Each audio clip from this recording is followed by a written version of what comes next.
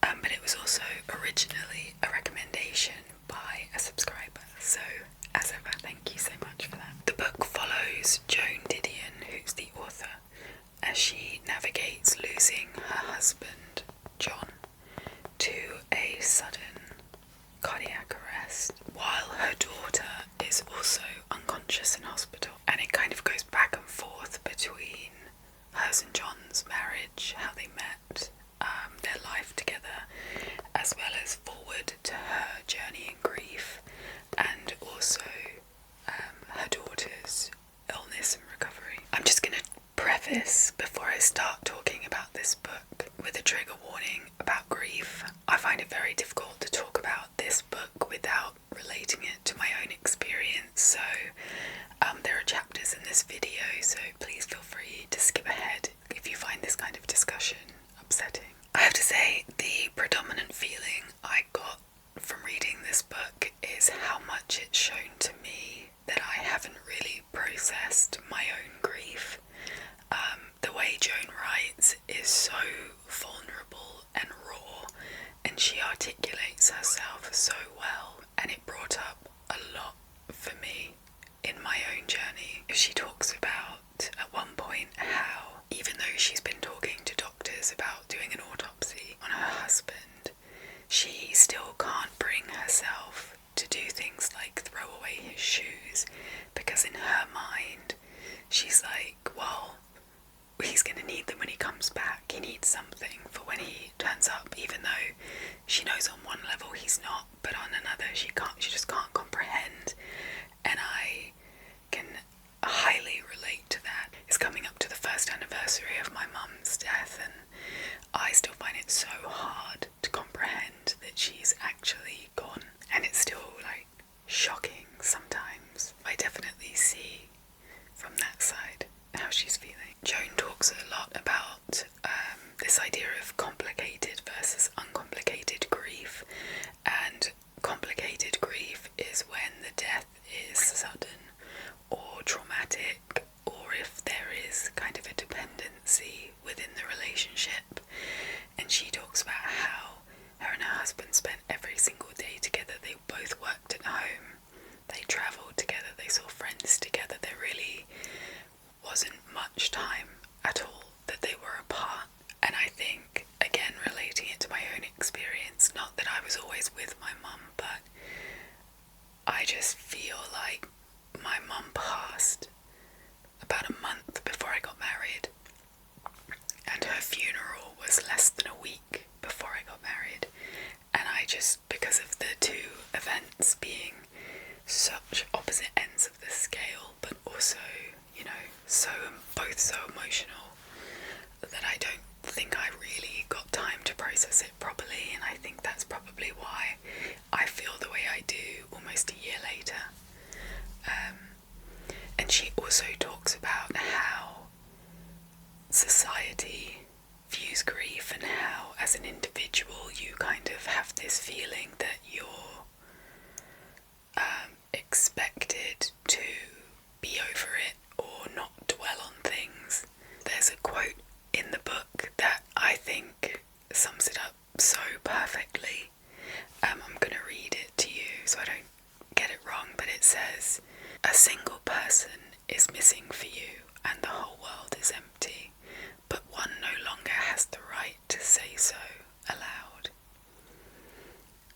And I think it's so true that it can feel quite lonely, because as more time passes, you just get this feeling that it's not really,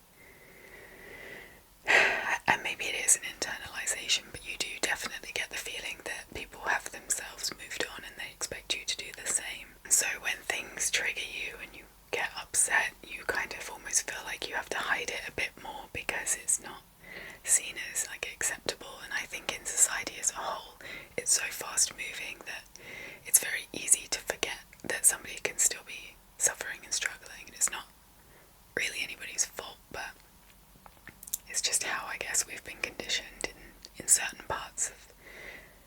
cultures or parts of society. I can't imagine the pain Joan went through, not only by losing her husband so suddenly, but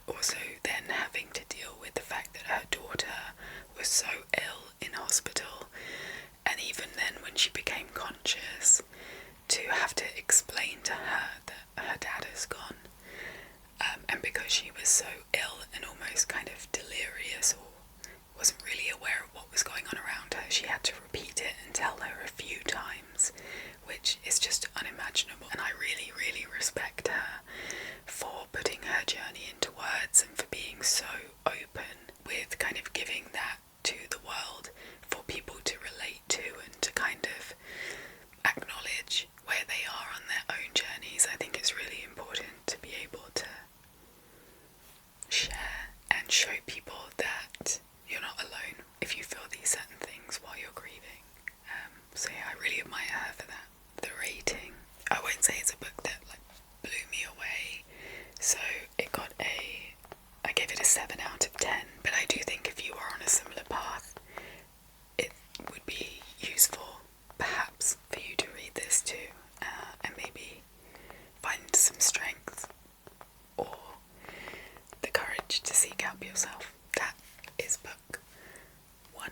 I'd love to say that we are moving on to happier genres, but book 2 of March is from the non-fiction category of the 2018 Goodreads Choice Awards, and it's called I'll Be Gone in the Dark, and it's a true crime account of the hunt for the Golden State Killer. The story follows the hunt for a serial killer who terrorized California throughout the 80s, who became known as the Golden State Killer, which was actually coined by the author Michelle McNamara.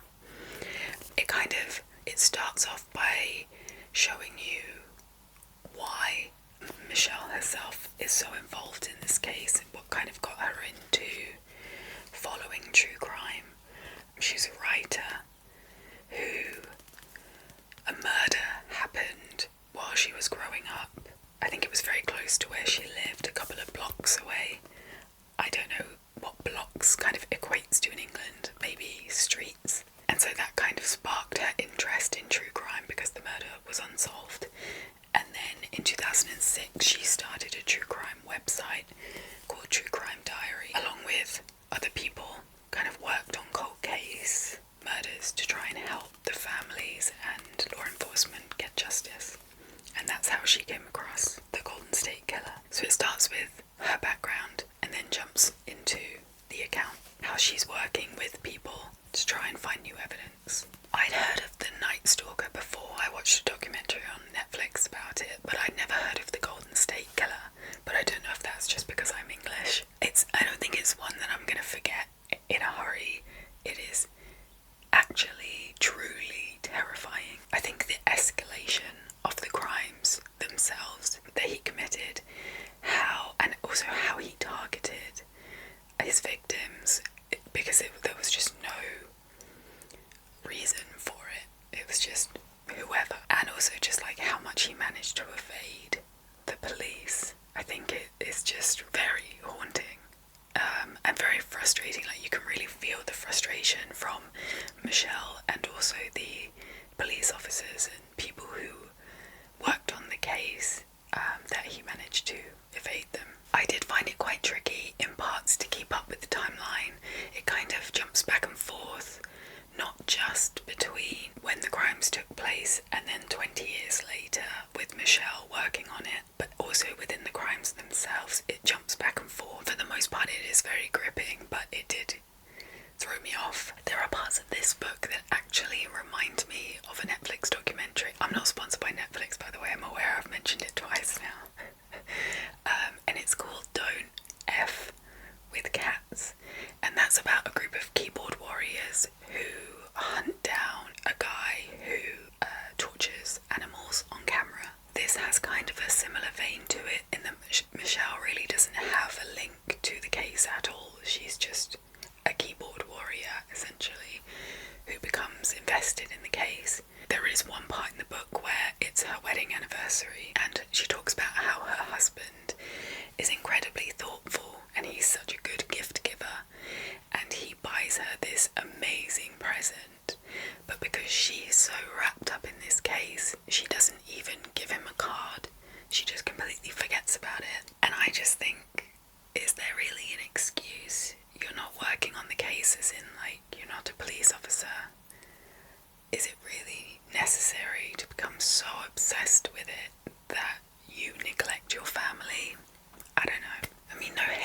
because I know she's trying to bring light to a case that has gone unsolved for so long, and she's trying to help the families and the victims themselves seek justice. But yeah, I don't know, that kind of really frustrated me a little about her. Michelle's story itself is actually really sad. She passed away before the book was even finished, so the back end of it, or parts of it, are actually pieced together from her notes and interviews that she did with law enforcement, and there are pictures of her in the book in the middle that show her working. So it's quite sad actually that she didn't get to see the book come out and the reception it's had, and kind of the progression as well of the case. There is a letter right at the end of the book that she's written to the killer, and it basically talks about how his days are numbered and he will be caught eventually and he will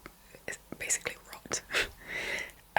And it's so powerful, it's so well written, that you really feel her frustration that so far he has evaded capture, but also this certainty that he will be brought to justice, and the victims and the families can finally rest easier knowing that he is behind bars. I love that.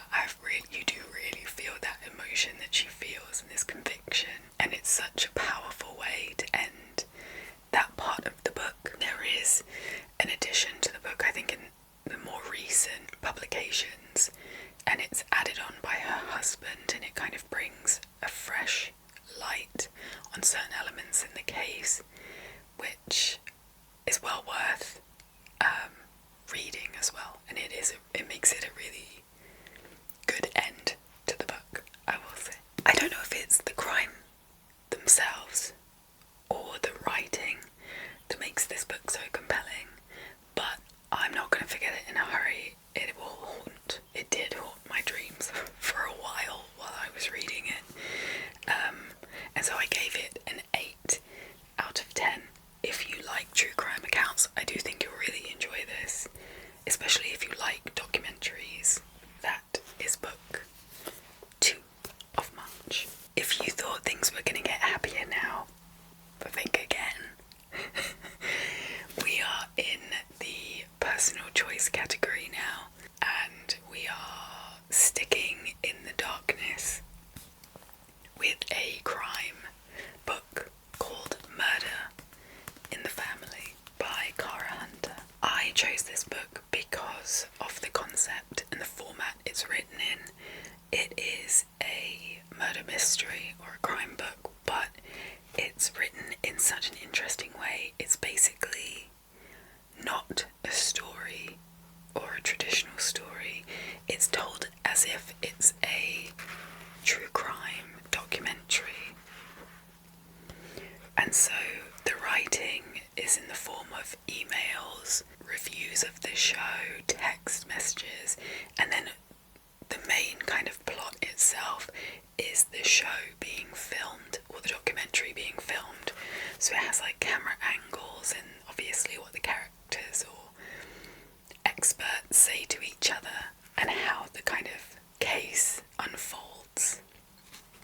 It's all centered around a murder that happened 20 years ago, and the director has brought together a team of experts from different fields to try and shed new light on the case and see it progressed. So very similar kind of concept to I'll Be Gone in the Dark, but slightly different way and obviously fictitious. I have to give credit to the author Cara Hunter for the amount of research and work that must have gone into writing this book.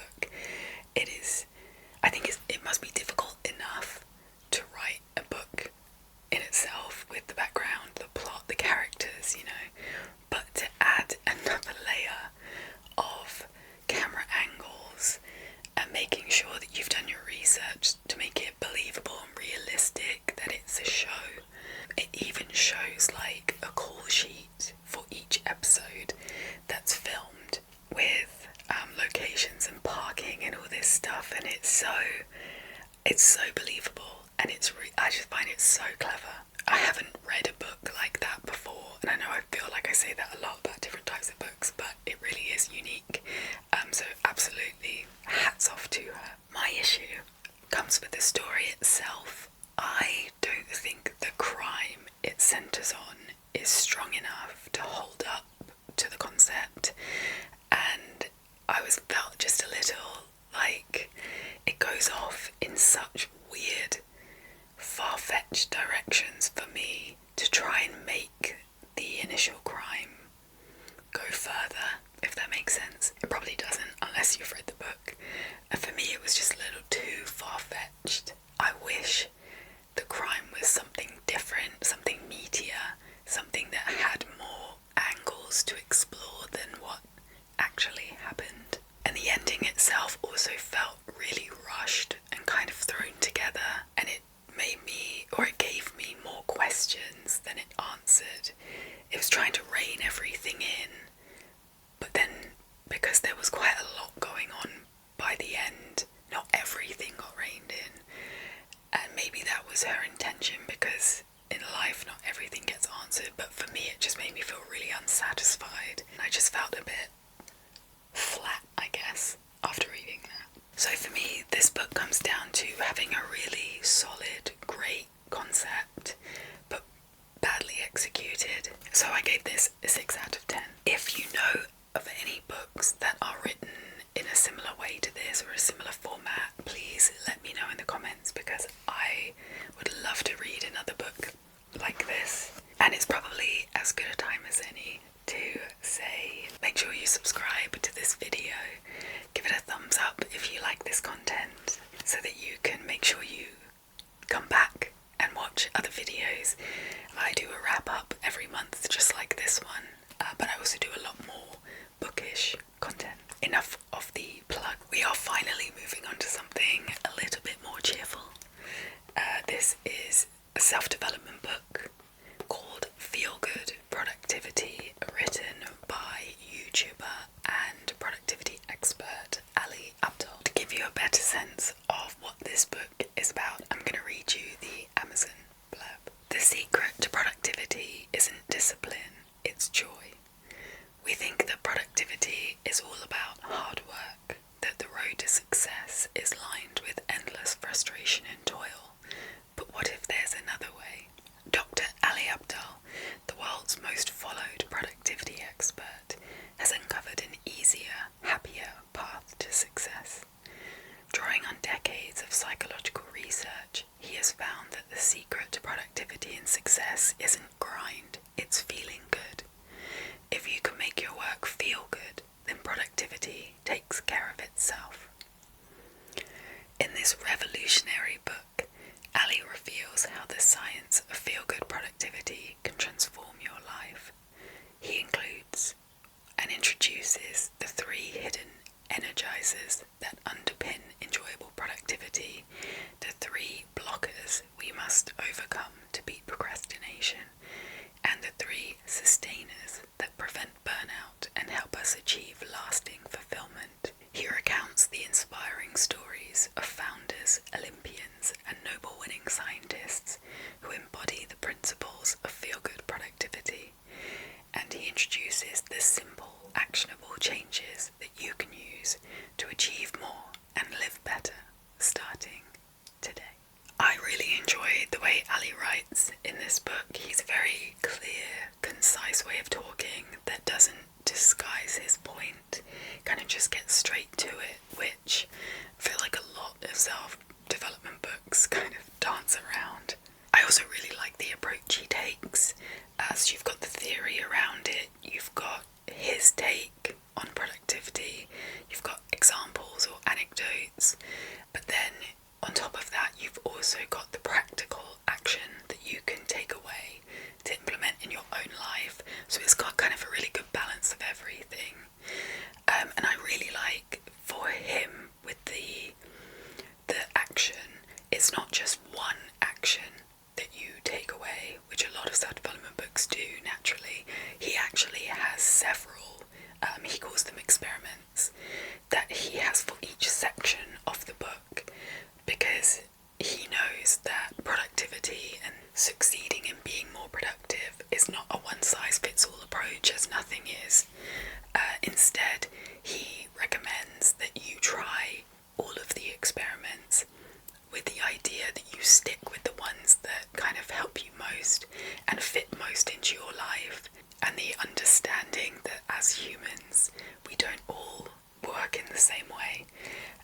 So that was a really nice touch. So there are points made in the book that I have seen covered elsewhere, but I mean, most things are covered elsewhere these days in self-development. So he touches on the alter ego effect and how if you embody the spirit or attributes of somebody else or something else, then you kind of enable yourself to be a better version and give you the confidence to go out and perform the way you need to. And then there's also the idea of marginal gains and habit building, a la Atomic Habits. But he also has points that I haven't seen covered before. So you've got the idea of intrinsic versus extrinsic motivation. So the idea that you're driven either by internal factors, so self-worth, or external factors like money or promotion, fame, that kind of thing, and how that works and what the balance is. And then he also talks about moving away from these SMART goals, which a lot of businesses, companies try to enforce, and having more, he calls them nice goals, and you'll have to read the book to know what that stands for, but it is a different take on it, and I think one that actually would appeal to a wider set of people. As you can imagine, a lot goes into this idea of improving productivity. There's so many different factors to consider, and this book is a really comprehensive view of all of those. So you've got fear, motivation, procrastination, teamwork, communication, if I said that already, and lots of other things. They're not like short, very quick chunks through them, or quick explanations of each, like some other books I've read. It really gets stuck into it. There's also a lot of good humour, a very light-hearted take on it. So I think it will appeal to a lot of people because of that, because it's not a heavy, you must do this, you must do that type of book. It just feels fun. And I guess that is the concept of the book, is that you approach work as a fun way. You kind of gamify things, and he's done and achieved that with his book, in my opinion. So I gave this book an 8 out of 10.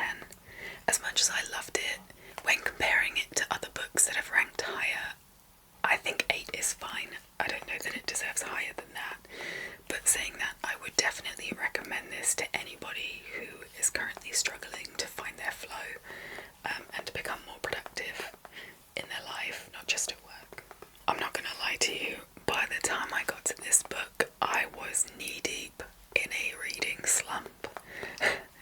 I don't know if it's because the type of books that I kicked off this month reading, but I found it really hard to get going, and I was just very fortunate that Easter weekend meant that I had Good Friday off, and I spent the whole day reading this book to make sure that I got through the whole list that you guys chose on the community poll before the end of the month of filming this video. This book is a fantasy book, and this was in the fantasy section of the 2018 Goodreads Choice Awards, and it is Circe, written by Madeline Miller. I think you would be in for a month-long ramble if left to my own devices to explain the plot of this book, so I'm going to let Amazon do the work for me. Woman, witch, myth, mortal, outcast, lover, destroyer, survivor, Circe. In the house of Helios, god of the sun and mightiest of the Titans, a daughter is born. Circe is a strange child, not powerful and terrible like her father, nor gorgeous and mercenary like her mother. Scorned and rejected, Circe grows up in the shadows, at home in neither the world of gods or mortals. But Circe has a dark power of her own, witchcraft. When her gift threatens the gods, she is banished to the island of Aiaia, forgive me, where she hones her occult craft, casting spells, gathering strange herbs, and taming wild beasts. Yet a woman who stands alone will never be left in peace for long, and among her island's guests is an unexpected visitor, the mortal Circe will risk everything. I actually never read that blurb before I read the book, and I'm glad I didn't, because, I mean, I feel like it tells quite a lot, but also it's not entirely accurate as to what happens in the book either. I wonder if this is actually what's on the back of the physical book, or if it's just what somebody has written for Amazon. Well, there you have it, there's the blurb. Initially reading this, I thought it was going to be one of those books where you struggle to keep up with the names of everybody, and because there are so many gods that are introduced very early on, I thought it was going to be hard to know who was the god of what. I'm not that au fait with Greek mythology, apart from the most famous ones, but luckily it's not like that. I think usually you either find out instantly what they're god of or goddess of, or it's so obvious that it becomes apparent what they are the god of. Like, I didn't know Helios was the god of the sun, and it doesn't actually mention that until it talks about a chariot going across the sky, and then I was like, oh, sun. So, and maybe that's just me being a dum-dum. But, yeah, you get on board with it and it's fine actually. Nothing to worry about. I absolutely loved the character of Circe. I love the way she was written, and I love the way that she is this deeply flawed, prone to her emotion type of goddess. I think it's so relatable. And even though she is a goddess, she has these very human emotions and outlook on life. And I love the way that that is kind of woven into the whole plot. It's really, she's very frustrating in parts, especially in the beginning, and then very endearing, and I've definitely found myself championing her all the way. I loved her character, and the book itself is just so gripping. I love the way Madeline Miller weaves in the Greek myths into the story. If I'm not mistaken, they are fairly accurate to, like, the retelling of the myths is fairly accurate, but I think she has used a little bit of creative license, but correct me if I'm wrong. But I love her take on it, and the way it just kind of fits into the plot along the way. I have to say I'm very lucky that it was this book that I needed to read in a day, because it was not a chore at all. I mean, and coming from somebody who does not read or particularly like fantasy books that much, that's saying a lot. I was genuinely sad when this book finished, and I was even more sad when I realised that it wasn't a part of a series. I don't know why I got it into my head that it was. I think maybe because so many fantasy books are series. But yeah, I was gutted when it said it was a standalone. And I've actually already added Song of Achilles to my TBR, because I think that was actually written first. But yeah, so I'm definitely going to read that book at some point. So I feel like it should come as no surprise that I gave this book a 10 out of 10. I just can't fault it. I was so invested in the story and the characters, and I just wish that Madeline Miller, or hope that Madeline Miller, writes more in this vein, because I enjoyed it so much. That is only the second book to hit 10 out of 10 this year, and so we've made it to the final book of the books chosen from the poll. This is a personal choice book, and it is called 20th Century Ghosts by Joe Hill.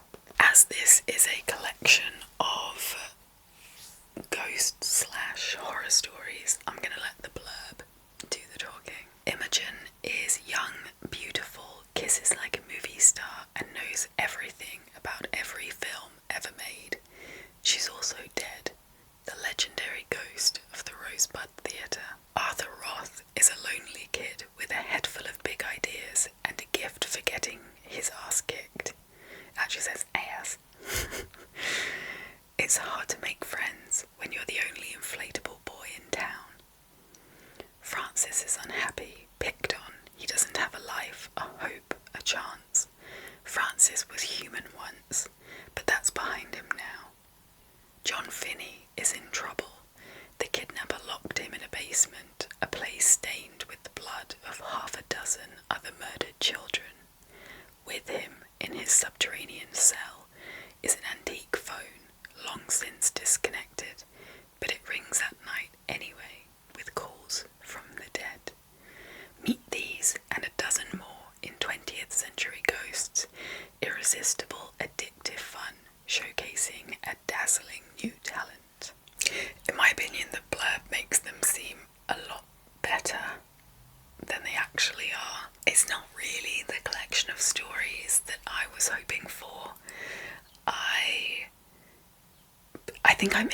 had too high expectations coming off of reading The Fireman, because I loved that book, and I thought maybe it would be a similar writing style, but it feels like a very different style to The Fireman. There were some stories, so the first one was genuinely quite scary, and then there were others that made me feel a bit sick. I'm not gonna lie.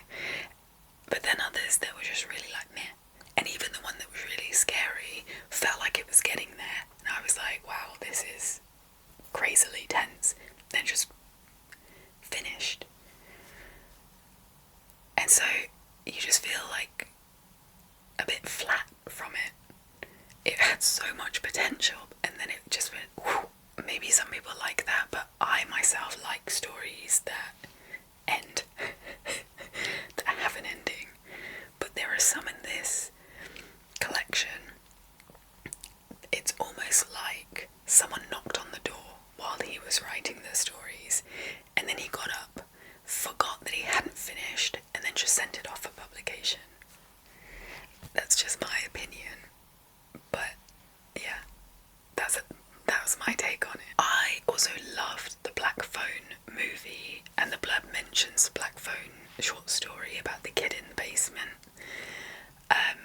But I actually found the story in like the source material quite underwhelming. It's very different from the film, but it's quite rare that I prefer the film version, but I really do. I think the Black Phone short story could have been so much better, but because it's a short story, it feels really rushed, and it needed the length, it needed longer to really get the story to a point where it was actually scary or disturbing, because the concept and the premise is genuinely terrifying. And maybe it's because I've watched the movie that I'm saying this about the story, and